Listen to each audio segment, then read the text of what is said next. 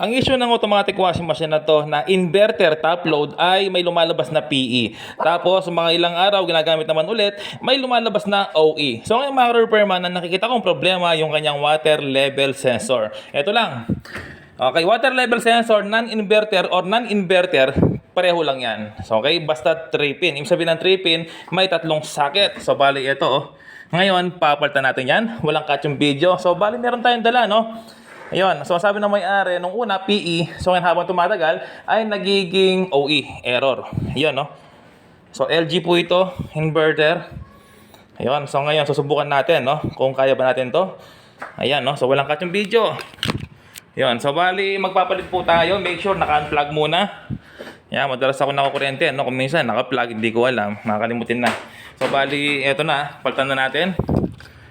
Yan, no? Kahit sira yung hose niyan, yung tinatawag na water level hose, no? Kahit sira yung hose niyan, ay kailangan mag-i-spin pa rin yan. Okay? Kahit sira po ito, kailangan walang error na lumalabas kapag ginagamit mo yung spin. Okay? Pero sinubukan ko siya, 3 minutes na, no? Ayaw gumana yung spin. So, yun na, no? Papalit tayo. Water level sensor. So, meron akong dalang board. Board ng LG. Non-inverter naman to, no?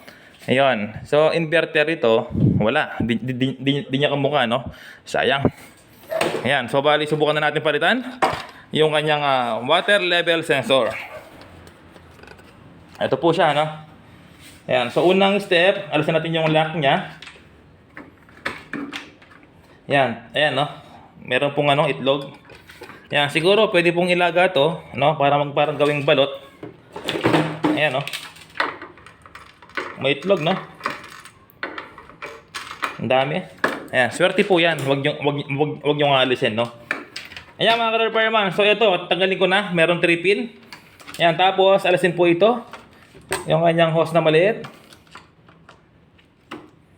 Alisin natin. Ayan, tanggal na. Tapos, ito yung ipapalit natin. Stock po ito. Ayan, stock. Ibig sabihin ng stock, good condition, no? Yon, tapos lagay po rito. Yan, sakto lang, oh. Sakto lang yung 3 pin niya, no? Yon, tapos ibabalik na natin dito. Yan, ginagawa ko dito, kapag bagong palit yung ating water level sensor, kinakat ko ito, pinuputol ko. Yan, para sumisikip.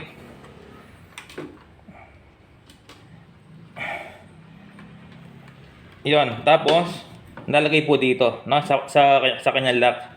Uulitin ko, kahit sira po yung hose nito, kahit may butas, kailangan iikot pa rin yung spin niya. Okay? Ang problema lang, kapag sira yung butas nito, hindi ka makapag-wash. Dahil hindi mag-automatic yung kanyang water level sensor. Hindi siya magti-trigger. No? Kapag may butas yung hose na pinakita ko kanina. Ito po siya. Kapag may butas to, hindi kayo makakapag-wash dahil nga hindi mag-automatic. Ang mangyayari, mag-overflow lang yung kanyang wash na galing sa kanyang water inlet. Ito po, galing dito, mag-overflow yan. Tuloy-tuloy niyang ilalabas doon. Overflow po tawag doon. Yan, no? Sir, pwede yung i-video, sir? Pwede yung ipakita, mukha mo? Okay lang? Hindi pwede? Okay, sir, di ba, di ba kanina sinubukan natin to? Opo. Yung spin, matagal, ayaw pa rin umikot, no? Okay, so ngayon subukan na natin, no? Ayan, si sir, no? Yun, ayaw pakita yung mukha niyo si sir. Siyempre, nga naman, for privacy. Ayan, kasi hindi ako basta-basta nagpapakita ng mukha, no? Ayan, kung minsan meron na dapat, meron na munang abiso. No? So ngayon, i-plug na natin. Ito. Subukan na natin. Yun, naka-plug na. Tapos, yung spin po, yun ang susubukan natin, no? Yan, kapag gumana na po yung spin niya, ibig sabihin, okay na. Ayan, no? May error na PE, OE. Ganyan po gagawin nyo kapag umigot, no? Ayan, subukan na natin. Power. Tapos select ng spin. Tapos start. So ayan mga ka-repairman, no? Hintayin natin. Kanina umabot siya ng 11, ayaw umikot. So ngayon tingnan natin, no? Ayan, pasensya na po, no? Kung ganyan ako magsalita kasi hirap tayo magtagalog. Puro Kapampangan po tayo, no? Megeni! Yan, San Fernando, Pampanga. Megeni.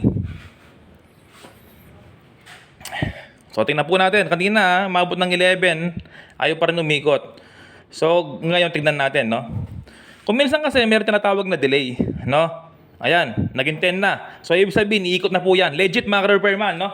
Ayan, no? Nag-10 agad. Kapag nag-10 agad, ibig sabihin, okay na yan. Iikot na po yan. Ayan, no? Sure ball, oh. O, diba? Diba, sir?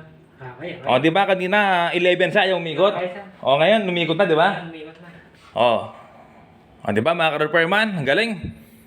Ayan, ganyan po yung pag-repair, no? Ganyan po yung pag-vlog. Kailangan full demo tutorial. Kailangan ipakita mo kung ano yung problema ng mga appliances para may mapulot yung ibang natin mga followers. Hindi yung tinatago mo. I-share mo rin yung kaalaman mo.